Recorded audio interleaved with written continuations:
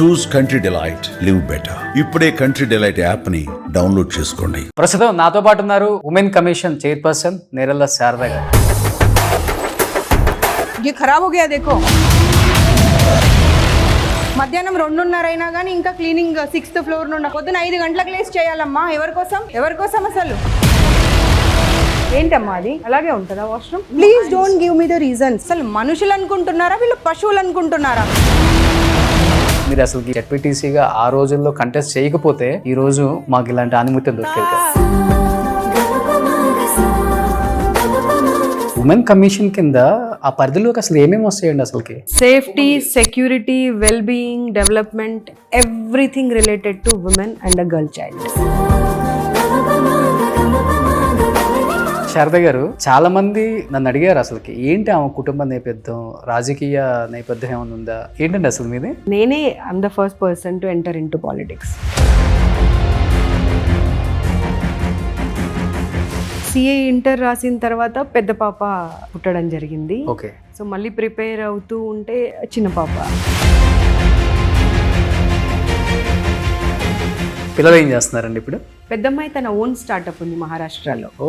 చిన్నమ్మాయి is a chef. She's working in a restaurant. So ఇంట్లో అన్ని వెరైటీస్ చేస్తుంది.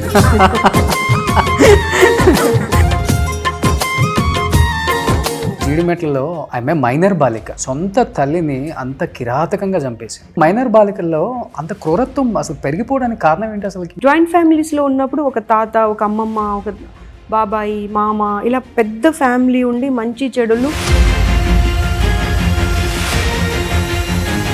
ఇప్పుడు ఏమైపోయింది, ఒక మొబైల్, ఒక టీవీ, ఒక ఫ్రెండ్, ఇంతవరకే పరిమితం అయిపోయారు. వాళ్ళు చెప్పేది మంచా చెడా కూడా అర్థం చేసుకునేటువంటి పరిస్థితిలో లేరు వాళ్ళు.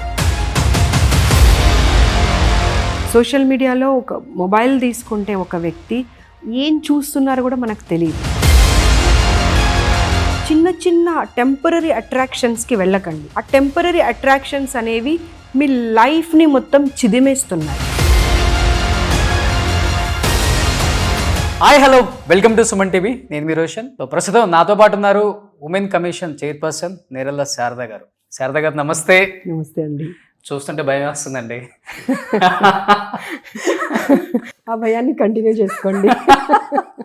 అంతేనా? అంతే. సో మిమ్మల్ని అక్కడ చూస్తుంటే కొంచెం భయంగా ఉంది, కానీ నిజంగా చూస్తుంటే ఒక అక్కనో, ఒక అమ్మనో, ఒక వదినతోనో కూర్చున్నట్టు అంత ఫ్రీగా ఒక 1 hour మీతో మాట్లాడాను కదా, ఒక ఫ్యామిలీ మెంబర్ లాగా అనిపించారండి. నిజంగా చెప్తున్నాను, మీ హిస్టరీ నేను తెలుసుకున్న తర్వాత 25 years బ్యాక్ మేబీ మీరు అసలుకి ప్రజాస్వామ్యంలోకి రావాలని ఇంట్రెస్ట్ లేదు, కంటెస్ట్ చేయాలని ఇంట్రెస్ట్ లేదు. జెడ్పీటీసీగా ఆ రోజుల్లో కంటెస్ట్ చేయకపోతే ఈరోజు మాకు ఇలాంటి ఆనిముత్యం దొరికేది కాదు.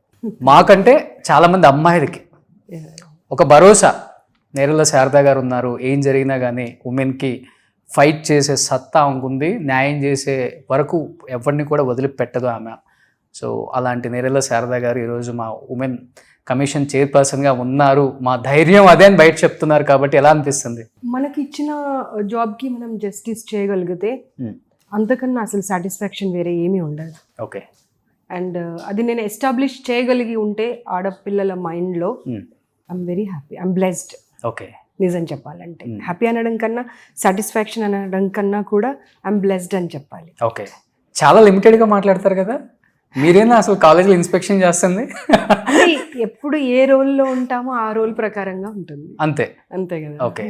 నార్మల్గా చెప్పాలంటే తెలంగాణలో పెద్ద పెద్ద కాలేజీలు ఉంది, చాలా లిమిటెడ్.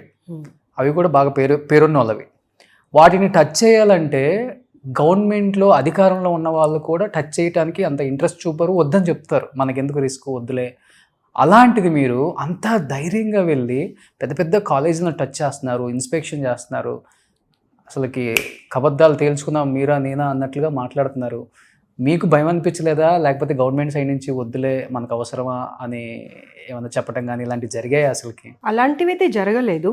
ఎందుకంటే నేను విజిట్ చేసిన తర్వాత గౌరవ ముఖ్యమంత్రి గారు కూడా నాతో మాట్లాడి బాగా చేస్తున్నారు, అలా సమస్యలు ఉన్నప్పుడు ఆడపిల్లలకి డెఫినెట్గా కమిషన్ అనేది ఉంది అనేటువంటి నమ్మకం మనం కలిగించాల్సిన అవసరం ఉన్నది, go head and do your job అని చెప్పారు.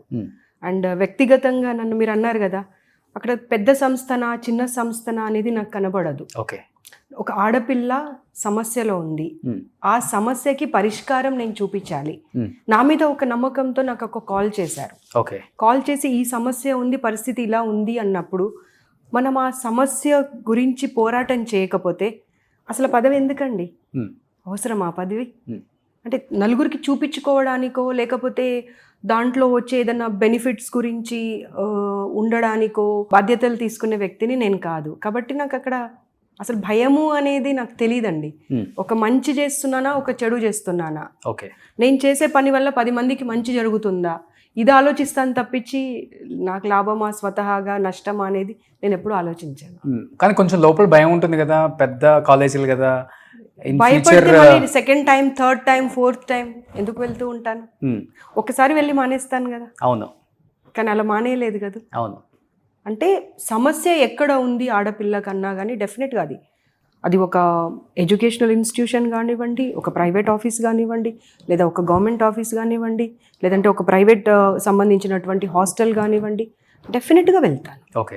ఇప్పుడు మీరు 4 times వెళ్ళారు కదా మేడం, వెళ్ళినప్పుడల్లా లాస్ట్ టైం కూడా పప్పుది ఏదో ఇష్యూ అయ్యి కూడా క్లియర్గా మీరు ఆ స్మెల్ వస్తుంది అని చెప్పి చాలా గట్టిగా ఫైట్ చేశారు పిల్లల గురించి. బట్ ఈ లక్షలు ఫీజు కట్టి పిల్లల్ని అంతంత పెద్ద కాలేజీలో జాయిన్ చేసే పేరెంట్స్ కనీసం ఒక్కరోజు కూడా వెళ్ళినప్పుడు ఆలోచించరా ఫుడ్ ఎలా ఉంటుందో, లేకపోతే వాళ్ళు టేస్ట్ చేసినప్పుడు పిల్లల్ని అడగటము అసలు తీసుకోరా? పేరెంట్స్కి తెలియదా వాళ్ళని బయట మా అబ్బాయి నారాయణ, మా అమ్మాయి చైతన్య అని గొప్పగా చెప్పుకుంటారు కదా. మళ్ళీ అంటే ఇక్కడ 2 విషయాలు మాట్లాడుకోవాలి. ఒకటేమో ఇక్కడ హైదరాబాద్లో హాస్టల్స్లో వచ్చి ఉన్నటువంటి పిల్లలందరూ మధ్యతరగతి, దిగువ మధ్యతరగతికి సంబంధించినటువంటి వాళ్ళు. ఓకే. ఒక పల్లెటూరులో ఉండే పిల్లలు, అంటే వాళ్ళకి దగ్గరలో ఒక మంచి ఇన్స్టిట్యూషన్ వాళ్ళకి అందుబాటులో లేక పిల్లలను బాగా చదివించి పెద్ద ఉన్నత స్థాయికి తీసుకెళ్ళాలి, మాలాగానే ఉండిపోకూడదు అనేటువంటి ఆలోచనతో ఇంత దూరం వేస్తారు. వాళ్ళు వేసినప్పుడు వాళ్ళు ఏమనుకుంటారు, ఇంట్లో ఉన్నట్టుగానైతే ఫుడ్ ఉండదు ఖచ్చితంగా. అవును. ఫుడ్ కానివ్వండి, పరిస్థితులు కానివ్వండి ఇంట్లో ఉన్నట్టుగా ఉండవు. కాబట్టి కొంచెం అడ్జస్ట్ అయ్యి ఉండండి అనే మాట ముందుగానే చెప్పి పంపిస్తారు. అవును. పిల్లలు కూడా దాని ఆలోచనతోనే వస్తారు. కానీ మరి ఇంకా అసలు బేర్ చేయలేనటువంటి పరిస్థితి ఉన్నప్పుడు మటుకు పిల్లలు చదువు మీద ఎలా కాన్సన్ట్రేట్ చేయగలుగుతారు? సో అక్కడ సమస్య వస్తుంది. పిల్లలు దగ్గరికి తల్లిదండ్రులు కలవడానికి వీకెండ్లో వచ్చినప్పుడు వీళ్ళు ఈ సమస్యలు చెప్తూ ఉంటారు. చెప్పిన తర్వాత వాళ్ళు వెళ్ళి ఇన్స్టిట్యూషన్ యాజమాన్యంలో ఉన్నటువంటి వాళ్ళు, అక్కడ డీన్ కానివ్వండి, ప్రిన్సిపల్ కానివ్వండి, వైస్ ప్రిన్సిపల్ ఎవరు అందుబాటులో ఉంటే వాళ్ళతో మాట్లాడతారు. వాళ్ళు ఏం చేస్తారు కదా అంటే పిల్లలు చదువుకోవడానికి తప్పించుకోవడానికి ఇవన్నీ ముందు పెడుతున్నారమ్మా అని వాళ్ళ మైండ్ డైవర్ట్ చేస్తారు. అయ్యో. చేసేసరికి పేరెంట్స్ ఏమనుకుంటున్నారు, అరే నిజంగానే పిల్లలు చదువుకోవడానికి తప్పించుకోవడానికి ఇవన్నీ కారణాలు చెప్తున్నట్టున్నారు అని, అరే 2 సంవత్సరాలే కదరా, కళ్ళు మూసుకొని గడిపేరా, చదువుకోవడానికి కదరా నువ్వు వచ్చింది అనే మాట చెప్తున్నారు. కానీ అందరూ మర్చిపోతున్నటువంటి విషయం ఏంటంటే అటు ఇన్స్టిట్యూషన్స్ కానివ్వండి, ఇటు పేరెంట్స్ కానివ్వండి, ఒక మంచి వాతావరణం కల్పించినప్పుడు, మీరు ఒక మంచి భోజనం పెట్టినప్పుడు, తగినటువంటి నిద్ర ఇచ్చినప్పుడు అండ్ పీస్ఫుల్ వాతావరణం ఇచ్చినప్పుడే కదండి పిల్లలు చదువు మీద కాన్సన్ట్రేట్ చేయగలుగుతారు. ఇవన్నింటినీ తీసేసి వాళ్ళ దగ్గర నుండి చదవమంటే ఎలా చదవగలుగుతారు? మార్నింగ్ 6 o'clock క్లాసెస్ స్టార్ట్ అవుతాయి. 6 to 10:30 క్లాస్ రూమ్లోనే ఉంటారు. ఆ తర్వాత మళ్ళీ వెళ్ళిన తర్వాత ఇంపోజిషన్స్ అని అవన్నీ రాసుకొని పడుకునేసరికి 11-11:30. సండే వచ్చింది అంటే 4 ఎగ్జామ్స్ ఉంటాయి. అసలు బ్రీత్ తీసుకోవడానికి కూడా వాళ్ళకి టైం ఎక్కడుంది చెప్పండి. సో డెఫినెట్గా మార్పు అనేది అందరిలో రావాలి, అటు పేరెంట్స్లో రావాలి, స్టూడెంట్స్లో కూడా రావాలి. నేను స్టూడెంట్స్ని కూడా నేనేమి కాదు అనట్లేదు. స్టూడెంట్స్లో కూడా వెళ్ళే అప్పుడే మనం ఎంచుకునే ఇన్స్టిట్యూషన్ ఎలాంటిది, అక్కడ క్లాస్ రూమ్స్ అంటే స్టడీస్ ఏ రకంగా ఉంటాయి, ఎన్ని అవర్స్ ఉంటాయి, ఫుడ్ ఎలా ఉంటుంది, ఎంక్వైరీ చేసుకొని మీకు నచ్చిందంటేనే వెళ్ళండి. Okay. And parent and student మీరు జాయిన్ అవుతున్నటువంటి ఇన్స్టిట్యూషన్లో వాళ్లకు ముందే కండిషన్ పెట్టాలి. మీరు ఇచ్చినటువంటి పేపర్ పైన మాకు ప్రామిస్ చేసినటువంటి అన్నీ మీరు ఫెసిలిటీస్ ప్రొవైడ్ చేస్తానని ఈరోజు చెప్పింది, నెల తర్వాత వచ్చినప్పుడు అవే ఉండాలి, 6 months తర్వాత కూడా అవే ఉండాలి, ఇయర్ ఎండ్ వరకు అలాగే ఉండాలి. అప్పుడైతేనే మా పిల్లల్ని మేము ఇక్కడ పెడతాము అనేటువంటి అండర్స్టాండింగ్ కానివ్వండి, కమాండ్ కానివ్వండి, డిమాండ్ కానివ్వండి ఉన్నప్పుడే ఇన్స్టిట్యూషన్కి భయం ఉంటుంది, తల్లిదండ్రులకి భయం ఉంటుంది, పిల్లలకి భయం ఉంటుంది. సో పేరెంట్స్లో స్టార్ట్ అవ్వాలి ఇది అందరిలో. అవును. అందరిలో. ఇన్స్టిట్యూషన్స్కి కూడా ఎలా అంటే కేవలం చదువు అని అంటే చదవరండి పిల్లలు. ఇప్పుడు మనము చిన్నతనం నుండి చారిత్రక బుక్స్ అవి ఇవి మనం చదువుకుంటూ వచ్చాము.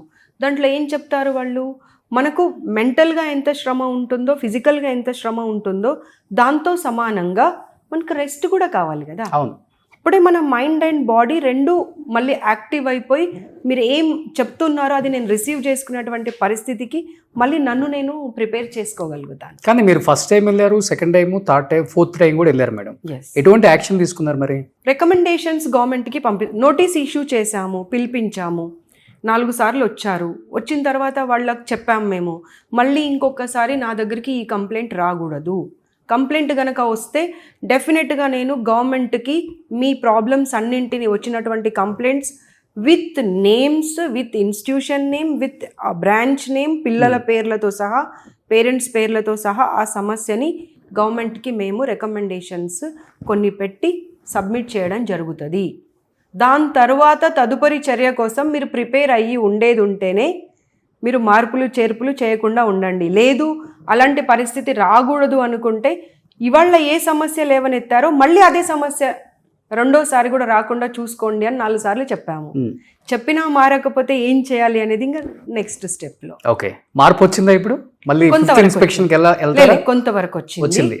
ఇప్పుడు నేను వెళ్ళిన కొన్ని ఇన్స్టిట్యూట్స్లో వాళ్ళు భయంతోనా, భక్తితోనా, ప్రేమతోనా నాకు తెలియదు కానీ వాష్రూమ్స్ క్లీన్ చేసి డోర్స్ అన్నింటికి ప్రాపర్గా పెట్టించి కాల్స్ చేసి, అమ్మ మళ్ళీ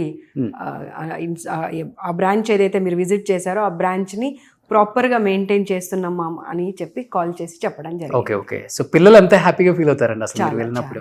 చాలా. బట్ ఏమవుతుందంటే మళ్ళీ అదే సేమ్ సమస్య, ప్రతి బ్రాంచ్కి వెళ్ళాలి, ప్రతి స్కూల్కి, ప్రతి కాలేజ్కి వెళ్ళాలి అంటే కష్టం. కాబట్టి నేను ఈ 3 అన్నాను, పేరెంట్స్, స్టూడెంట్స్, ఇన్స్టిట్యూషన్స్. వాళ్ళు బాధ్యత తీసుకుంటే అసలు మనం వెళ్ళి వాళ్ళని ప్రశ్నించేటువంటి అసలు ఆ ప్రశ్ననే రాదు. అవును.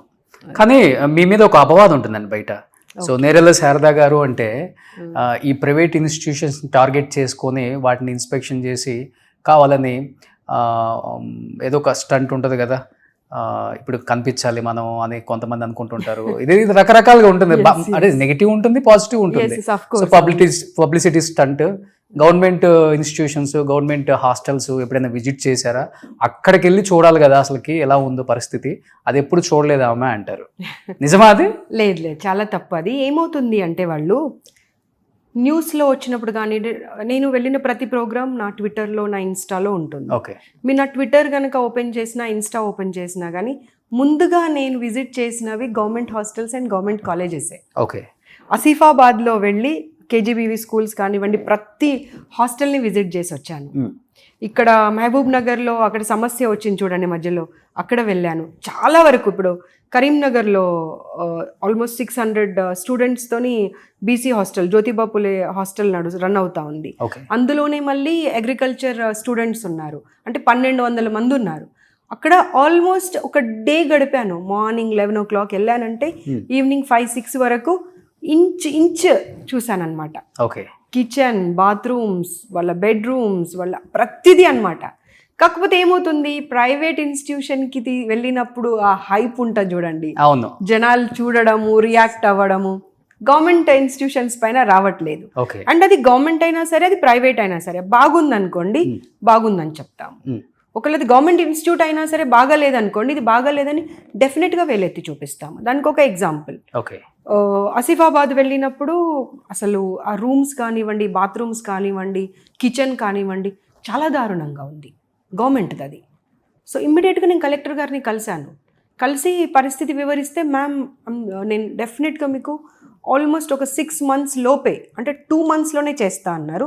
నేను ఇంకో కొంచెం టైం తీసుకోండి అని చెప్పాను.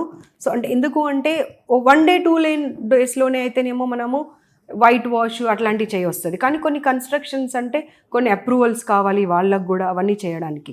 సో కలిసి చెప్పి రావడం జరిగింది. సో అది మిస్ చేస్తున్నారు పబ్లిక్. ఓకే. సో ఇది చూసినప్పుడు అది కూడా చూడాలి. జ్యోతిబా పులే హాస్టల్ ఉంది, ఆ హాస్టల్లో కొన్ని ప్రాబ్లమ్స్ చూశాను నేను. ఎవరైతే మెయింటెనెన్స్ ఉన్నారో అక్కడికక్కడికే చెప్పాను, వీళ్ళని సస్పెండ్ చేసేసేయండి, వీళ్ళని కంటిన్యూ చేయకండి, వీళ్ళ ప్లేస్లో ఇంకొకరిని పెట్టుకోండి అని చెప్పి. ఎందుకంటే నేను వెళ్ళి చూసినప్పుడు ఆల్మోస్ట్ ఒక 6 months అయింది కావచ్చండి అసలు బాత్రూమ్స్ క్లీన్ చేయక. అబ్బా. నేను అన్నాను, ఇలా ఎలా పెట్టావమ్మా అంటే, తప్పు అయిపోయిందమ్మా, పొరపాటు అయిపోయిందమ్మా అంటే. నేను అన్నాను, నేను వచ్చాను కాబట్టి తప్పు అయిపోయింది, పొరపాటు అయింది అంటున్నావు. నేను రాకపోయి ఉంటే ఇంకా 6 months ఇలాగే ఉండేది కదా అని చెప్పి వార్నింగ్ ఇచ్చి రావడంతో నెక్స్ట్ మళ్ళీ నాకు పిఏ కానివ్వండి, ఇంకా వేరే వాళ్ళు డిడబ్ల్యూ ఆఫీస్ నుండి వాళ్ళని పంపించాను, నిజంగా మళ్ళీ మెయింటెనెన్స్ ప్రాపర్గా ఉందా లేదా అనేది. సో అక్కడ ఇన్స్టిట్యూషన్ ఏది అనేది చూడట్లే నేను, పిల్లలు ప్రాపర్గా ఉన్నారా లేదా, ఫెసిలిటీస్ వాళ్ళకి కరెక్ట్గా ఉన్నాయా లేదా అవి చూడడము, వాటికి సంబంధించినటువంటి రిపోర్టింగ్ కానివ్వండి, రికమెండేషన్స్ కానివ్వండి గవర్నమెంట్కి పంపించడం. కానీ మీరు వచ్చిన తర్వాత ఒక మార్పు అయితే, చేంజ్ అయితే వచ్చిందండి. భయం ఉంది, చేంజ్ చేయాలన్న ఆలోచన వాళ్ళకి కూడా వచ్చింది. అరే మనం ఇన్ని ఫీజులు తీసుకుంటున్నాం, మనం అట్లీస్ట్ పిల్లలకి ఏమేమి ఇవ్వాలి, స్మాల్ థింగ్స్ మీరు చెప్పేది, బాత్రూమ్ క్లీనింగ్, మంచి ఫుడ్, స్మెల్ లేకుండా కర్రీ, సెక్యూరిటీ, ఇవన్నీ చిన్నవి చెప్పాలంటే. ఇవన్నీ రీసెంట్గా వెళ్ళింది వాచ్మెన్ తర్వాత అక్కడ పనిచేసే స్టాఫ్ బాయ్స్ ఎవరైతే ఉన్నారో, గర్ల్స్ పైన 3 floors ఉంటారు, ఎప్పుడు పడితే అప్పుడు పైకి వెళ్ళిపోతున్నారంట. అయ్యో, సెక్యూరిటీ లేకపోతే ఎలా పిల్లలకి? స్ట్రాంగ్గా వార్నింగ్ ఇచ్చి వచ్చాను, ఇంకా దాని రిపోర్టింగ్ లేదు. ఇప్పుడు నెక్స్ట్ 2 daysలో వాళ్ళకు ఇక్కడికి పిలిపించి రిపోర్టింగ్ అనేది అడుగుతాము. అంతకుముందు ఇన్స్టిట్యూట్కి మేము వెళ్ళినప్పుడు వాళ్ళని సస్పెండ్ చేయమని చెప్పాము, దాన్ని ఇంతవరకు వాళ్ళు రిపోర్టింగ్ చేయలేదు. సో మేము ఎక్కడ కాంప్రమైజ్ అయ్యే పరిస్థితి లేదండి. ఓకే, కాదండి, ఈ ఉమెన్ కమిషన్ కింద ఆ పరిధిలోకి అసలు ఏమేమి వస్తాయండి? అసలుకి ఎవరికి తెలియదు, ఇది చాలా తక్కువ మంది తెలుసు. Security, well being, development, everything related to women and a girl child. Okay, మీరు ఎలా తీసుకుంటారు మీ బాధ్యతను అనేది, అది ఆ పర్సన్ ఎవరైతే ఉంటారో ఆ సీట్లో వాళ్ళని బట్టి ఉంటుంది. Okay, for me it is more important. ఎందుకంటే మోస్ట్ నెగ్లెక్టెడ్ ఎవరన్నా ఉన్నారు అంటే ఈ రాష్ట్రంలో కానివ్వండి, ఎక్కడైనా కానీ స్టూడెంట్స్. సో నాకు అనిపించింది కదా, అంటే స్టూడెంట్స్ వెళ్ళి చెప్పుకోవాలంటే కూడా ఒక ప్లాట్ఫామ్ అనేది 100% కావాలి. So I took up that issue. Okay, అంటే మీకు అంటే మెయిల్స్ చేయటం కానీ, కాల్స్ చేయటం కానీ, లేకపోతే టోల్ ఫ్రీ నెంబర్కి, మీకున్న నెంబర్కి కాల్ చేస్తే వెంటనే మీరు స్పందించటం ఇమీడియట్గా. ఇంత ఫైల్స్ నిండిపోయాయి వాళ్ళ కాల్స్తో, వాళ్ళు పంపించే ప్రాబ్లమ్స్తో, వాటన్నింటితో. చాలా పెద్ద ఫైలే ఉంది. ఓకే, సీఎం గారికి తీసుకెళ్ళి పెడితే అంటారు కావచ్చు, అమ్మ ఇంత పెద్ద ఫైల్ అయిపోయిందా స్టూడెంట్స్ ఇష్యూ అని చెప్పి. ఓకే, కానీ శారద గారు, చాలామంది నన్ను అడిగారు అసలుకి ఏంటి ఆమె కుటుంబ నేపథ్యం, రాజకీయ నేపథ్యం ఏమైనా ఉందా, పెద్ద బ్యాక్గ్రౌండ్ ఆమెది, లేకపోతే అసలుకి ఎలా ఆమె ఇంత దూరం వచ్చారు అనేది బాగా సెర్చ్ చేస్తున్నారు గూగుల్లో కూడా. రాజశేఖర రెడ్డి గారికి దూరపు బంధువు అని కూడా అంటారు కొంతమంది. ఫస్ట్ టైం వింటున్నా నేను. ఏంటండి అసలు మీది? లేదు, నేనే I'm the first person to enter in to politics. మా ఫ్యామిలీలో ఇంతవరకు ఎవరు పాలిటిక్స్లో లేరండి.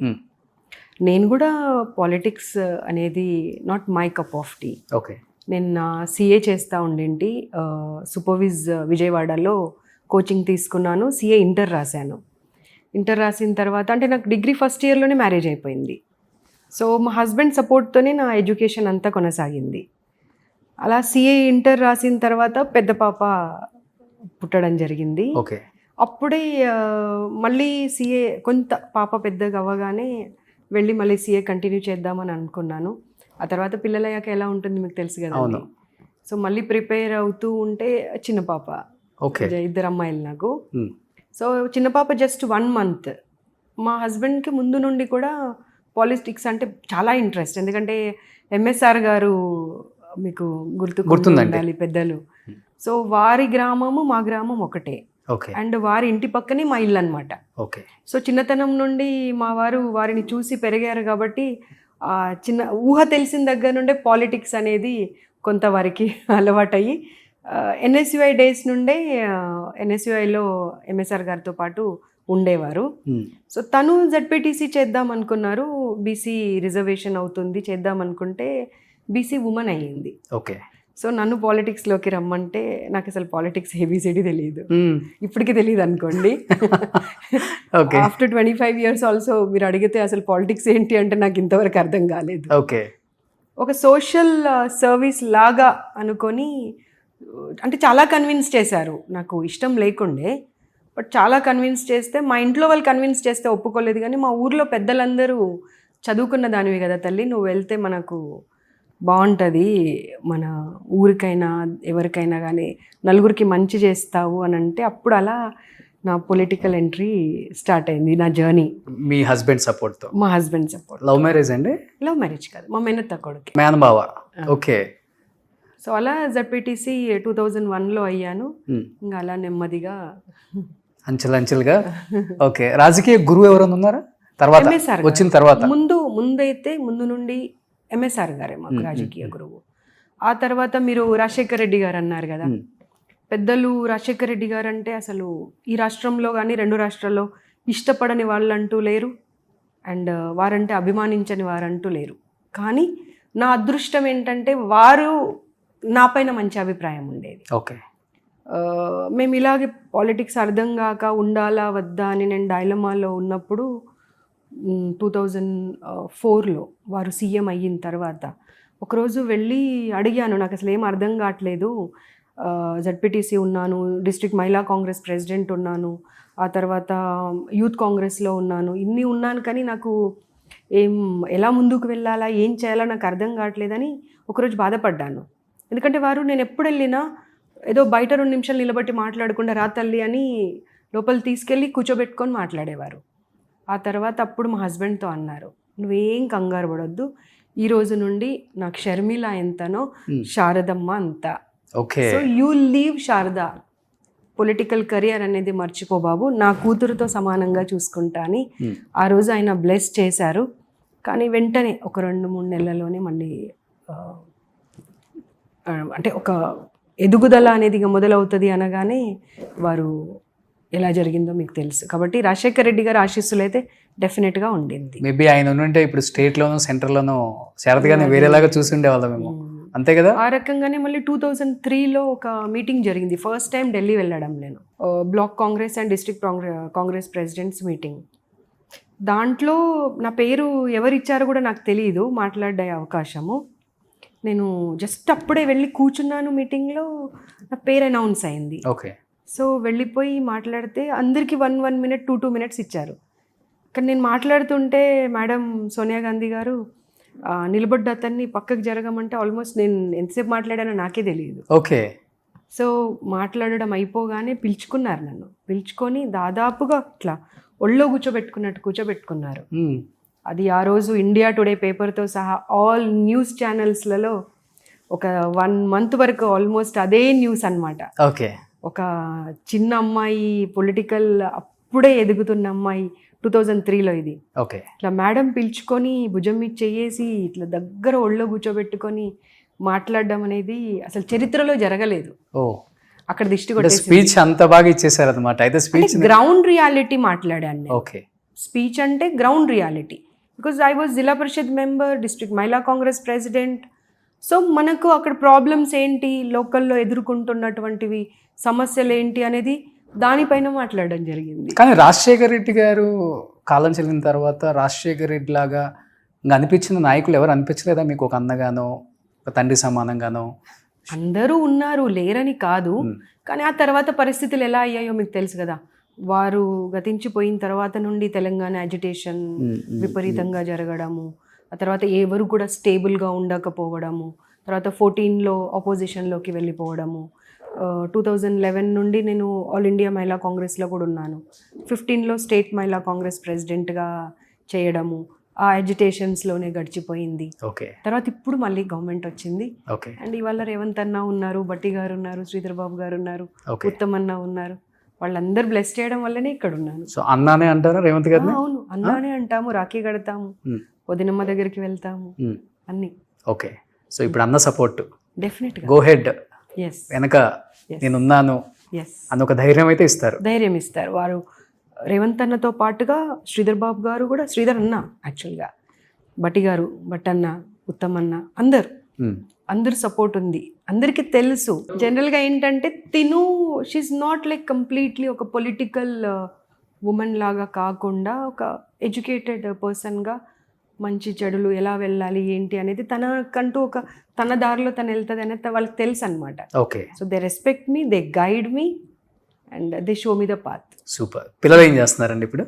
పిల్లలు ఇద్దరు జడ్పీటీ సెలెక్ట్ అయినప్పుడు జస్ట్ చిన్న పాప 1 month, ఓకే, పెద్దమ్మాయి 3 years. ఓకే. బట్ ఇప్పుడు పెద్దగా అయ్యారు. ఇప్పుడు ఏం చేస్తున్నారు వాళ్ళు? పెద్దమ్మాయి తన ఓన్ స్టార్ట్అప్ ఉంది మహారాష్ట్రలో. ఓ, చిన్నమ్మాయి is a chef, she's working in a restaurant. ఎక్కడ? ఇక్కడే సమా అని ఫిల్మ్ నగర్లో ఓ, ఉంటుంది. ఏంటి హోటల్ మేనేజ్మెంట్ చేశారు తను? లేదు, chef course, proper chef course. Oh super. So ఇంట్లో అన్ని వెరైటీస్ చేస్తుంది. ఓకే, పెద్దమ్మాయి స్టార్ట్అప్ కంపెనీ అక్కడ. పేరేంటండి? పాప పేరు అడుగుతున్నారు. పాప పేరు శ్రియ. అండ్ ఈ మధ్య మీరు చూసే ఉంటారు, కనుక ఆర్గానిక్స్ అని. ఆల్మోస్ట్ ఇండియాలోనే she's the youngest entrepreneur. Wow. And she's producing organic palm jaggery. Goods. So మా నాన్నగారికి మహారాష్ట్రలో కళ్ళు షాప్స్ ఉండింది. అంటే మా నాన్నగారి తరమే మహారాష్ట్రలో కళ్ళుని ఇంట్రడ్యూస్ చేసినటువంటి వాళ్ళు మా నాన్న వాళ్ళ టీం అన్నమాట. ఓకే. సో మహారాష్ట్రలో చదివింది తను, పూణేలో. అప్పుడు నా ప్రొఫెషన్నే, మా తాత ప్రొఫెషన్నే నేను ఎందుకు తీసుకోకూడదు అని నీరా నుండి బెల్లం తయారు చేస్తుంది. 100% న్యాచురల్ ఆర్గానిక్. వావ్. సో మహారాష్ట్రలోనే ఉంటున్నారు ఇప్పుడు పాప. మహారాష్ట్రలోనే. సో ఎలా మీ వీడియోస్ అన్ని చూస్తూ ఉంటారు కదా, పిల్లలు ఏం చెప్తుంటారు? They feel happy and proud. Okay. That somebody is has taken initiative for the students. Okay. So and for a good cause. పిల్లలిద్దరు యాక్టివ్గా ఉంటారండి? చాలా యాక్టివ్గా ఉంటారు. వాళ్ళు కూడా గైడ్ చేస్తారు నన్ను, what to do, what not to do అనేది పిల్లల కోసం. Okay. Not for politics. So మీకు ఇద్దరు అమ్మాయిలు కాబట్టి అందుకనే మీరు హాస్టల్స్లో అమ్మాయిల మీద మీరు తీసుకునే జాగ్రత్త చూస్తుంటే మాకే అనిపిస్తుంటే ఒక్కొక్కసారి నిజంగా ఉంటుంది కదా డెఫినెట్గా. అంటే నా ఇద్దరు అమ్మాయిలు అనడంతో పాటుగా 25 years మనం పాలిటిక్స్లో ఉన్నాము, సొసైటీలో ఏం జరుగుతుంది ఏంటి అనేది మనం చూస్తున్నాం. సో డెఫినెట్గా అమ్మాయిలకు ఒక నమ్మకము, ఒక ధైర్యము, మేమున్నాము అనేది చెప్పే వాళ్ళు కావాలండి ఇప్పుడు సొసైటీలో. డెఫినెట్గా దానికోసం వాళ్ళు వెతుకుతున్నారు. ఎందుకంటే పేరెంట్స్ జాబ్స్ చేస్తున్నారు, ఇంట్లో సిబ్లింగ్స్ అనే వాళ్ళతోని కూడా అంతకు టైం దొరకట్లేదు. సో కొన్ని సందర్భాలలో సమస్య ఎవరికి చెప్పాలా, ఎలా రిజాల్వ్ చేయాలా అర్థం కాని పరిస్థితిలో డిప్రెషన్కి వెళ్ళిపోతున్నారు. సో దెన్ ఐ థాట్ మనమే ఒక ప్లాట్ఫామ్ క్రియేట్ చేసి will give a confidence to them. Okay. So ఇప్పుడు మనకి అనాథాశ్రమాలలో, ఆశ్రమాలలో కూడా చాలామంది మైనర్ బాలికలు ఉంటారండి. ఇప్పుడు వాళ్ళ కోసం మీరు ఎలాంటి జాగ్రత్తలు తీసుకుంటున్నారు అసలుకి? గవర్నమెంట్ నుండి women and child welfare department నుండి అసలు ఇప్పుడు నా దగ్గర స్టాఫ్ కూడా ఉన్నారు కొంతమంది. ఆ హోమ్స్లో చదువుకొనే ఇవాళ నా దగ్గర సైకాలజిస్ట్గా పనిచేస్తుంది మా కవిత. ఓకే. సో అట్లా ఆ హాస్టల్స్లో చదివినటువంటి పిల్లలు, ఇంకా కొన్నిసార్లు చెప్పాలి అంటే లోకజ్ఞానం అనేది ఇళ్లలో చదివిన పిల్లలకు ఉండదు, కానీ వాళ్ళకి చాలా లోకజ్ఞానం ఉంటుంది, కాన్ఫిడెన్స్ లెవెల్స్ ఎక్కువ అండి. సో డెఫినెట్గా వాళ్ళ కంప్లీట్ ఓవరాల్ వెల్బీయింగ్ అంటే చదువు, సెక్యూరిటీ, మానసిక పరిస్థితి అన్ని రకాలుగా వాళ్ళు ఒక మంచి వ్యక్తిగా ఎదగడానికి, ఫ్యూచర్లో సక్సెస్ పొందడానికి, అండ్ ఒక ఉద్యోగమా లేకపోతే వాళ్ళ కాళ్ళ మీద వాళ్ళు నిలబడి ఫైనాన్షియల్గా కూడా ఎంపవర్ అవ్వడానికి 100% గవర్నమెంట్ అన్ని మెజర్స్ తీసుకుంటుంది. ఓకే. అంటే బిఫోర్ చూసామండి, ఆడవాళ్ళు అంటే చాలా అనుకోగా ఉండేవాళ్ళు, మొహమాటం కూడా ఎక్కువ ఉంటుంది, బయటికి కూడా రారు, వేరే వాళ్ళతో కూడా మాట్లాడరు, పెద్దగా ఫేస్ కూడా మనం చూడలేము, వాళ్ళది చాలా అనుకువగా ఉంటారు. ఇప్పుడు చూస్తే ఎవ్రీడే న్యూస్లో భర్తను చంపిన భార్య టైటిల్స్ అవే, డైలీ ఒక న్యూస్ చూడాల్సి వస్తుంది. ఎలా చూడొచ్చు శారద గారు దీన్ని అసలుకి? అన్ని యాంగిల్స్లో అన్ని రకాలుగా కూర్చొని చర్చిస్తే అప్పుడు దీనికి ఒక సొల్యూషన్ అనేది కానివ్వండి, అసలు సమస్య ఎక్కడ మొదలైంది, ఎందుకు మొదలైంది, దీని పరిష్కారం ఏంటి అనే వైపు ఆలోచించవచ్చు తప్పించి ఈ ఒక ఇన్సిడెంట్ ఆ ఒక ఇన్సిడెంట్తోనో మనం ఆడవాళ్ళని చెడ్డవాళ్ళు అనరాదు, మగవాళ్ళని చెడ్డవాళ్ళు అనరాదు. ఓకే. ఆ పరిస్థితి ఎందుకు వచ్చింది, ఆ రీజన్ ఏంటి, ఆ రూట్ కాజ్ ఏంటి, దాని వరకు వెళ్ళాల్సిన అవసరం ఉంది. కానీ సొసైటీలో ఎవరికి టైం లేదు. ఇప్పుడు ఇవాళ ఒక న్యూస్ చూస్తున్నాం, రేపు మర్చిపోతున్నాం, తెల్లవారేసరికల్లా మర్చిపోతున్నాం. బట్ అది ఎందుకు జరిగింది అనేది చర్చ మొదలవ్వాల్సిన అవసరం ఉంది. నేను ప్రతి చోట వెళ్ళిన ప్రతి చోట, ఇప్పుడు నేను ఉమెన్ కమిషన్ చైర్పర్సన్ అయిన తర్వాత నేను రెడ్డి కాలేజ్లో గ్రాడ్యుయేషన్ చేశాను. అక్కడ ఒక ప్రోగ్రామ్ మొదలుపెట్టింటే నేను ప్రతి అంశాన్ని, ఏ ఒక్క అంశాన్ని వదలకుండా సైబర్ క్రైమ్ నుండి మొదలు పెట్టుకొని safety, security, narcotics, mental health and leadership development, ఇవన్నీ సబ్జెక్ట్స్ని తీసుకొని అక్కడ ప్రోగ్రామ్ స్టార్ట్ చేశాము.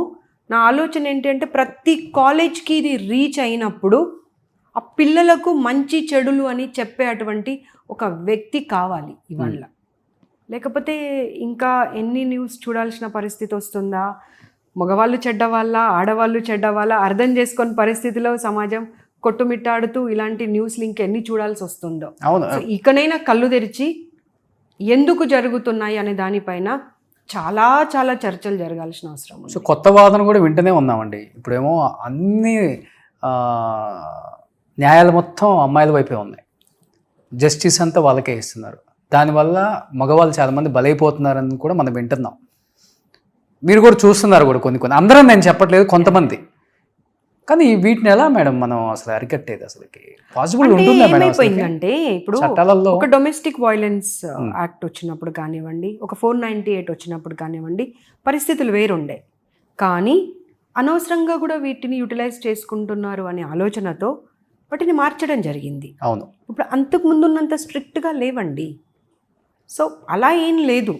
దుర్వినియోగం చేసుకునే వాళ్ళు అమ్మాయిలైనా చేసుకుంటున్నారు, అబ్బాయిలైనా చేసుకుంటున్నారు. కానీ ఇప్పుడు పరిస్థితులకు అనుకూలంగా ఇప్పుడు జరుగుతున్నటువంటి విషయాలన్నింటినీ అంటే చర్చించి యాక్ట్ని కూడా కొంత మార్చాల్సినటువంటి అవసరం ఉన్నది. డెఫినెట్గా పరిధులను, లిమిటేషన్స్ని మార్చాలి. అది ఏ కమిషన్ కానివ్వండి, ఏ యాక్ట్ కానివ్వండి, ఖచ్చితంగా మార్పు అనేది ఇప్పుడు అవసరం ఉంది. ఎందుకంటే ఎప్పుడో 90sలలో వచ్చినటువంటి act, for example women commission యాక్టే ఉంది, 98లో ఎనాక్ట్మెంట్ అయింది. దీనిది 98 పరిస్థితులకు 2025 పరిస్థితులకు ఎంత వ్యత్యాసం ఉంది? చాలా. చూడండి, నిన్న జీడిమెట్లలో ఆమె మైనర్ బాలిక సొంత తల్లిని అంత కిరాతకంగా చంపేసింది. అంటే అంత పిల్లల్లో, మైనర్ బాలికల్లో అంత క్రూరత్వం అసలు పెరిగిపోవడానికి కారణం ఏంటి? అసలు మీరు తిరుగుతున్నారు కదా, మీరు చూస్తుంటే, మీరు డైలీ క్లాసెస్ కూడా మీకు ఉంటే, ట్రైనింగ్ సెషన్స్ ఏ ఉంటాయి కదా మేడం, కౌన్సిలింగ్ ఉంటాయి కదా, వచ్చినప్పుడు వాళ్ళ మెంటల్ హెల్త్ మీకు అర్థమవుతుంది క్లియర్గా, మీకు వాళ్ళ స్టేటస్ ఏంటి అనేది. ఎక్కువ ఏం చెప్తున్నారు రీజన్స్ అసలుకి? అంటే ఏమైపోయిందంటే ఒకప్పుడు కుటుంబ వ్యవస్థ అనేది ఉండేది. అంటే ఒక జాయింట్ ఫ్యామిలీస్ ఉండేవి. ఇప్పుడు న్యూక్లియర్ ఫ్యామిలీస్ అయిపోయినాయి. జాయింట్ ఫ్యామిలీస్లో ఉన్నప్పుడు ఒక తాత, ఒక అమ్మమ్మ, ఒక బాబాయి, మామ, ఇలా పెద్ద ఫ్యామిలీ ఉండి మంచి చెడులు అంటే చెప్పాల్సిన అవసరం లేకుండానే అందరితో పెరగడంతో పాటుగా నేర్చుకునే అటువంటి అవకాశం ఉండేది. ఇప్పుడు ఏమైపోయింది, ఒక మొబైల్, ఒక టీవీ, ఒక ఫ్రెండ్, ఇంతవరకే పరిమితం అయిపోయారు. వాళ్ళు చెప్పేది మంచా చెడా కూడా అర్థం చేసుకునేటువంటి పరిస్థితిలో లేరు వాళ్ళు. ఓకే. సో వాళ్ళు నమ్మిందే ఇది మంచి అనుకుంటున్నారు, కానీ అది మంచా చెడా అనేటువంటి చెప్పే పరిస్థితులే లేవు. సోషల్ మీడియా చూస్తున్నారు మీరు. అవును. సోషల్ మీడియాలో ఒక మొబైల్ తీసుకుంటే ఒక వ్యక్తి ఏం చూస్తున్నారో కూడా మనకు తెలియదు. ప్రతి ఒక్కరి దగ్గర మొబైల్ ఉంది. అంటే ఒక లైఫ్ స్టైల్, వాళ్ళ స్టాండర్డ్ ఆఫ్ లివింగ్ ఎలా ఉన్నా, వాళ్ళ ఇన్కమ్ ఎలా ఉన్నా సరే మొబైల్ మాత్రం ప్రతి ఒక్కరి దగ్గర ఉంది. దీనిది కూడా ప్రభావం ఉంది అని నేను అనుకుంటున్నాను. Okay. For them it is right, for others it is wrong, but for them it is right. కానీ అది రైట్ కాదు, రాంగ్ అని విడమర్చి చెప్పే పరిస్థితులు కానివ్వండి, వాళ్ళు ఒక చర్చించేటువంటి పరిస్థితులు కానీ లేకుండా పోతున్నాయి. బట్ అలాంటి పరిస్థితి ఇంకొకసారి రాకుండా చూసుకునే బాధ్యత మాత్రం ప్రతి ఒక్కరి పైన. కానీ ఇప్పుడు మొన్న జీడిమెట్లో మదర్ను చంపిన పాపతో మీరు మాట్లాడటం, కౌన్సిలింగ్ ఏదైనా జరిగిందా మేడం? ఎందుకు చేసింది ఏమన్నా చెప్పారు అసలుకి? లేదు, మాకు ఎలా ఉంటుంది అంటే అది అలాంటి కేసెస్ అయినప్పుడు మావి చాలా లిమిటెడ్ ఉమెన్ కమిషన్ది. సో కోర్టులో ఎప్పుడైతే కేసు ఉంటుందో, పోలీస్ స్టేషన్లో ఒక కేసు ఉంటుందో, మళ్ళీ కమిషన్ కూడా ఒక ఇట్స్ అ కైండ్ ఆఫ్ కోర్టే. ఓకే. సో ఒకరి దాంట్లో ఒకరం ఇంటర్వ్యూన్ అవ్వము. కౌన్సిలింగ్ కూడా మీ దగ్గర పంపరు? మా దగ్గరికి మా దగ్గరికి పంపించినప్పుడే మేము మాట్లాడగలుగుతాం. ఓకే. ఇంటర్వ్యూన్ అయ్యి మేము వెళ్ళలేం. వెళ్ళి కలవడం వరకు ఓకే, బట్ ఆ ఇన్సిడెంట్లో మటుకు మళ్ళీ పర్మిషన్స్ తీసుకోవాలి, కలవాలంటే కూడా అవన్నీ జరగాలి. ఓకే. ఇప్పుడు బిఫోర్ రాజకీయాలు వేరు, ఇప్పుడు రాజకీయాలు వేరండి. ఇప్పుడు కంప్లీట్గా ఉమెన్ని సపోర్ట్ చేయండి అని అందరం చెప్తాం. సపోర్ట్ చేసిన తర్వాత ఉమెన్ని ఎలా అంటే అలా మాట్లాడుతున్నాం. ఎస్పెషల్లీ నేను మాట్లాడేది లేడీ పొలిటీషియన్స్ గురించి. వాళ్ళు ఇంట్లో భర్త, పిల్లలు ఇవన్నీ కూడా వదిలేసి పాపం రాజకీయాల్లోకి వచ్చి ప్రజల మధ్యలో నిలబడి తిని తినక నిజంగా మేడం చెప్పాలంటే లేడీ పొలిటీషియన్స్ అందరికీ పాపం హ్యాట్సప్ సెల్యూట్ మేడం. నేను చాలామంది ఇంటర్వ్యూలు చేశాను మేడం. జెంట్స్ అన్న పొలిటీషియన్స్ ఎక్కడన్నా వాష్రూమ్కి యూజ్ చేసుకోవాలంటే చాలా సిగ్గుగా ఫీల్ అవుతారు, ఎందుకులే మనం ఇక్కడ వెళ్దాం. అలాంటిది ఒక పాపం ఆమె ఆడది పొద్దునొచ్చి సాయంత్రం వరకు ప్రజల్లో ఉండి చెమటలు చెప్పాలంటే ఎన్ని రకాల సమస్యలు ఉంటాయి. అలాంటి వ్యక్తి బయటకు వచ్చి పోరాడుతుంటే ఒక ఎమ్మెల్యే అయినా ఒక మినిస్టర్ అయినా అలాంటి వ్యక్తులను కూడా ఏకవచనంతో అది ఇది అంటాము. అంటే వాళ్ళ ఫ్యామిలీని మనం తప్పుగా మాట్లాడతాము, తన గురించి మనం తప్పుగా మాట్లాడతాము. అసలుకి వీళ్ళ మీద చర్యలు తీసుకోవచ్చా మేడం? అసలుకి తీసుకునే మాట అయితే ఏదైనా గట్టిగా తీసుకోవాలండి, డెఫినెట్గా తీసుకోవాలి. ఎందుకంటే ఒక కుటుంబ బాధ్యతలు నిర్వహించుకుంటూ సొసైటీకి నా వంతు నేనేమన్నా చేయాలి అని చెప్పి బయటకు వచ్చినప్పుడు వాళ్ళకి ఇంకా ఎక్కువ గౌరవం దక్కాలండి. కానీ గడప దాటి వచ్చింది కదా అని చెప్పి మీరు మీ నోటికొచ్చినట్టుగా మాట్లాడతాను అంటే తను ఎన్ని సాక్రిఫైసెస్ చేస్తే, అవును, ఎంత బాధ్యతలు ఇంకా ఎక్కువ నిర్వహిస్తే బయటకు వచ్చి మీతో సమానంగా చేయగలుగుతూ ఉంది.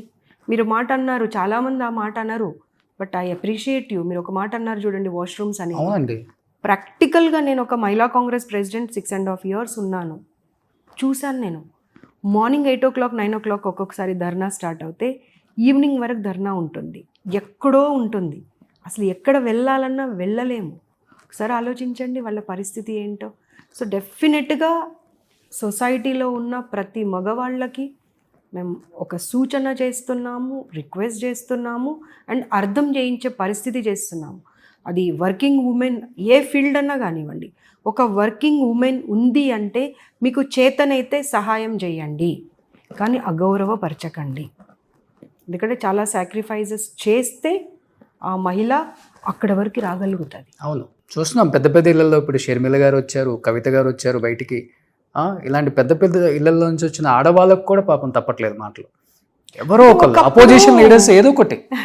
ఒకప్పుడు కొంత భయం అనేది ఉండేదండి, ఒకరిని సంబోధించే అప్పుడు కొన్ని జాగ్రత్తలు తీసుకోవాలని. ఇప్పుడు ఆ భయము, సంకోచము అసలు ఏమీ లేవు. ఎవరు ఏది పడితే అది మాట్లాడేస్తున్నారు. సోషల్ మీడియాలో కూడా మీరు చూస్తున్నారు, ఎక్కడో కూర్చుంటాడు, మీ కెమెరా ఓపెన్ చేస్తాడు, ఎవరిని తిట్టాలనుకుంటే వాళ్ళని తిట్టేసి పోస్ట్ చేసేస్తాడు. అంతే. వాళ్ళపైన చర్య తీసుకోవాలి. మెయిన్గా నోటీస్ పంపుతున్నారా? ఇప్పుడున్న కాంగ్రెస్ వాళ్ళకు కూడా పంపుతున్నారా? మీరు డెఫినెట్గా షాక్ అవుతున్నారా? డెఫినెట్గా అక్కడ కాంగ్రెస్, బీజేపీ, బీఆర్ఎస్ లేదా ఇంకో వేరే పార్టీ అనేది లేదు. మహిళను ఎక్కడ అగౌరవపరుచుతారో అక్కడ డెఫినెట్గా నోటీస్ తీసుకోవాలి. ఓకే, ఫుల్ రైట్స్ గవర్నమెంట్ అంతా కూడా ఫుల్ సపోర్ట్. గవర్నమెంట్ కన్నా కూడా ఉమెన్ కమిషన్ యాక్ట్ అలాంటిది. అవును, మీరు ఏదైనా ఆదేశాలు జారీ చేయాలన్నా, ఏదన్నా కొత్తగా తీసుకోవాలన్నా కానీ కొన్ని డిసిషన్స్ రేవంత్ రెడ్డి గారికి చెప్పటం, డిస్కస్ చేయటం, ఆయన సపోర్ట్ ఎలా ఉంటుంది అసలుకి, ఎస్పెషల్లీ ఉమెన్ యాక్ట్లో? అంటే ఇప్పుడు వరకైతే మేము ఇంకా రికమెండేషన్స్ కానివ్వండి, ఇంకా ఏమన్నా చేంజెస్ కానివ్వండి, అమెండ్మెంట్స్ కానివ్వండి, ఇంతవరకు చర్చించలేదు. ఎందుకంటే ఇప్పుడు తీసుకొని జస్ట్ 11 months అయ్యింది. ఓకే, ఇప్పుడు కూర్చొని కొన్ని సివిల్ సొసైటీ వాళ్ళని ఇన్వైట్ చేశాను. ఒక 2-3 months నుండి వాళ్ళని పిలుస్తున్నాను. కొంతమంది జడ్జెస్ని, వీళ్ళని కూర్చోబెట్టి అసలు యాక్ట్లో ఇంకా ఏం పొందుపరిస్తే బాగుంటుంది, ఇంకా చేంజెస్ ఏం చేస్తే బాగుంటుంది, ఇంకా ఎక్కువ సపోర్టివ్గా మనం సొసైటీకి ఎలా ఉండగలుగుతాం అనే దానిపైన డెఫినెట్గా ఒక మీటింగ్ ఉంటుంది.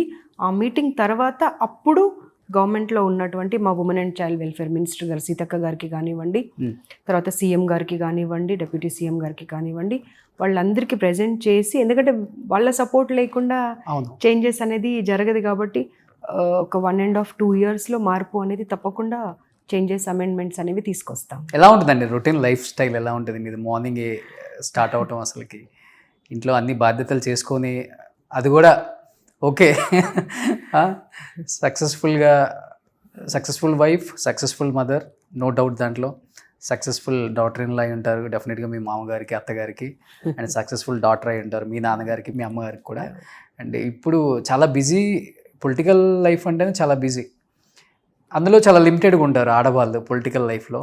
ఉన్న పొలిటీషియన్స్ కూడా నలుగురిని కూడా పిలవని బాగుంటుంది అంటారు. డెఫినెట్గా పిలుస్తారు. ఆడవాళ్ళకి అంత గౌరవం ఇస్తారు కూడా గవర్నమెంట్లో ఉన్న సీఎం గారు కావచ్చు, డిప్యూటీ సీఎం కావచ్చు, ఎవరైనా కానీ మంత్రులు కావచ్చు, డెఫినెట్గా వాళ్ళు ఉంటే బాగుంటుందని ఆ హుందాతనం ఉంటుంది ఫస్ట్ ఆఫ్ ఆల్.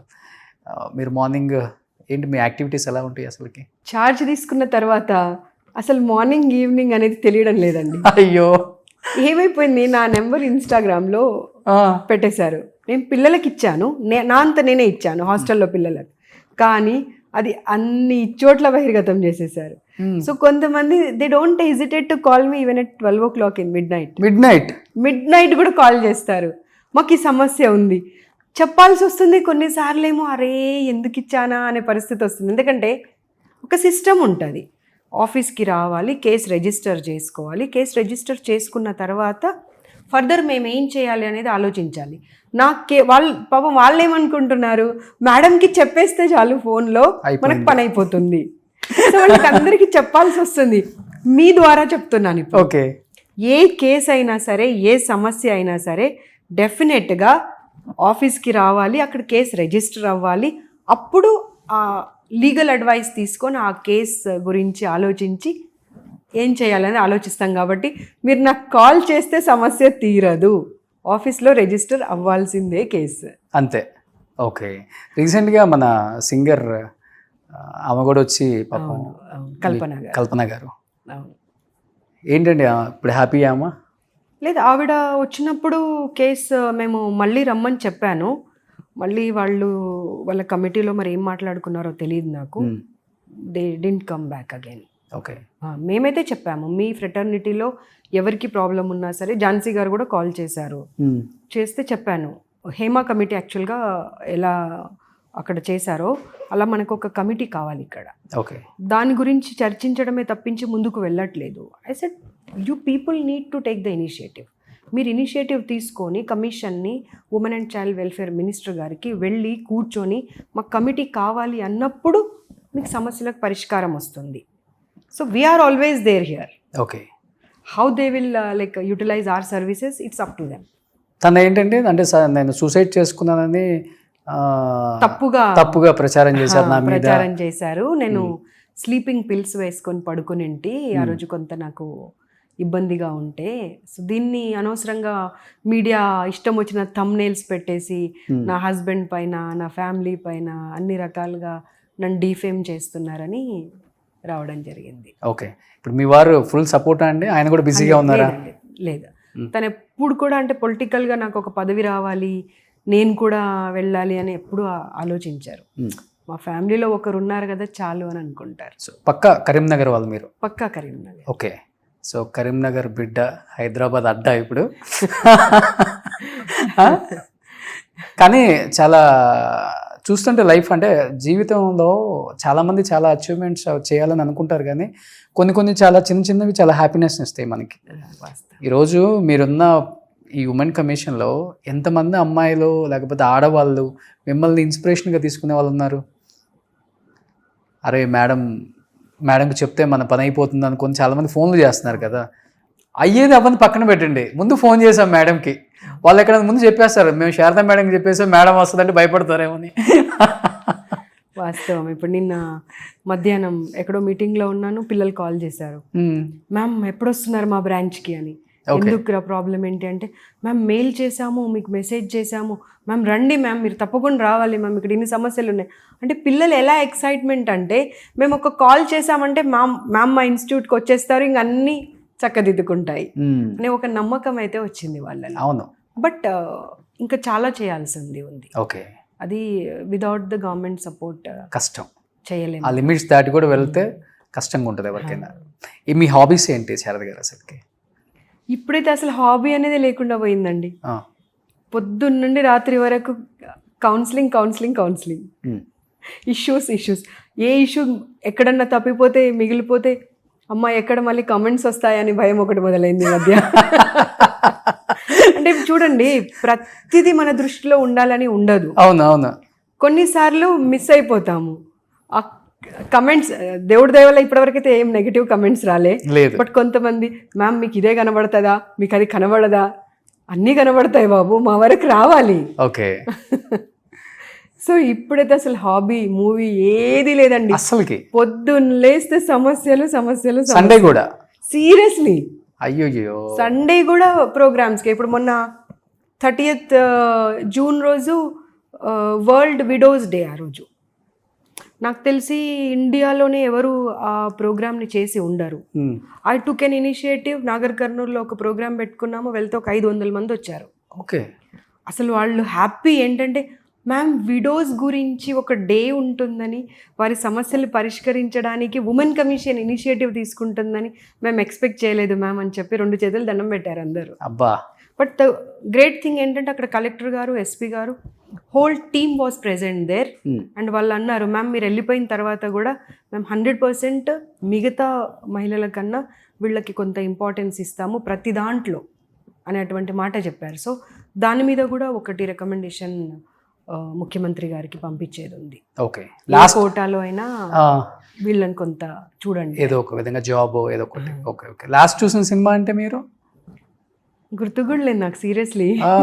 ఇష్టమైన హీరో మేడం? అంతకు ముందు మా పిల్లలు బలవంతంగా తీసుకొని వెళ్ళేవాళ్ళు. ఇప్పుడు అసలు వెళ్ళడం కూడా లేదు, వాళ్ళకి కూడా దొరకట్లేదు. నేను అయ్యయ్యో. వాళ్ళు అదే అంటున్నారు, మిగతా పిల్లలందరికీ అందుబాటులో ఉంటున్నాం, మాకే అందుబాటులో ఉండట్లేదని. హీరో ఇష్టమైన హీరో మరి? అంటే అకార్డింగ్ టు ద మూవీ అంతే. అకార్డింగ్ టు చిన్నప్పుడు కాలేజీలో ఉంటారు కదా మన ఫేవరెట్ హీరో ఒకళ్ళు. నా ముందు నుండి ఇప్పుడు నన్ను అడిగితే చిరంజీవి గారు అని చెప్తాను, శారద గారిని అడిగితే ఏం చెప్తారు? అంటే మూవీస్ అని చెప్తున్నాను కదా, ఒక స్టోరీని బట్టి ఆ స్టోరీ లైన్, అక్కడ యాక్ట్ చేసిన పర్సన్, ఆ మూవీ వరకు అంతే అంతే అంతే. నో హీరోస్, ఇష్టమైన హీరోస్ అట్లా? అందరూ ఇష్టమే, వాళ్ళ వాళ్ళ రోల్ ఇష్టంగా చూసే హీరో ఉంటారు కదా, క్యారెక్టర్ ని బట్టి అంతే. అమ్మో చాలా మేడం.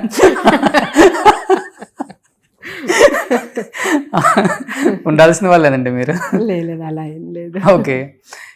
ఇప్పుడు సీఎంగా రేవంత్ రెడ్డి గారిని చూశారు, సీఎం అవ్వకముందు రేవంత్ అన్నగా కూడా చూశారు కాబట్టి ఎన్నో సంవత్సరాల పరిచయం కాబట్టి, రేవంత్ గారిలో మీకు బాగా నచ్చిన అంశం, నచ్చిన పాయింట్, ఒక పర్సన్గా, ఒక హ్యుమానిటీ గ్రౌండ్స్లో అంటే ఆయన చూసింది మీరు ఏమని చెప్తారు? ఆయన గొప్పతనం లేకపోతే ఆయన వ్యక్తిత్వం బాగా నచ్చింది అంటే, ఎడ్యుకేషన్ అవన్నీ పక్కన పెడదామండి.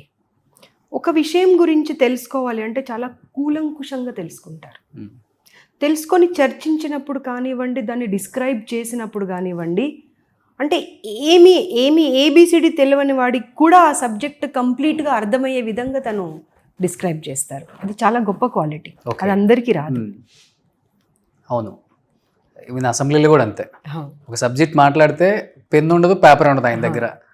సో ఆయన నోరే పెన్ను, పేపర్. కరెక్ట్. అవును. సో 1 hour అయినా మాట్లాడతారు. అండ్ చెప్పాను కదా, దాని గురించి ఏమీ తెలియని వాళ్ళకి కూడా కంప్లీట్ సబ్జెక్ట్ అర్థమైపోతుంది. అవును, సింపుల్ వర్డ్స్లలో సింపుల్గా చెప్పేస్తారు. ఓకే. ఇంకేంటండి మీ ఎజెండా ఏంటి? ఉమెన్ కమిషనర్గా యాక్ట్ చేంజ్ అయ్యి డెఫినెట్గా ఇంకా యాక్ట్లో కొత్తవి వస్తాయి, ఇంకా ది బెస్ట్ చేయొచ్చు. అండ్ దానికి తెలంగాణలో ఏ గవర్నమెంట్ ఉన్నా కానీ మంచి పేరు వస్తుంది, ఆ సీఎంకి మంచి పేరు వస్తుంది, నాయకులకు కూడా మంచి పేరు వస్తుంది. సో అలాంటి యాక్ట్ రావాలని మీరు కోరుకుంటున్నారా? తప్పకుండా.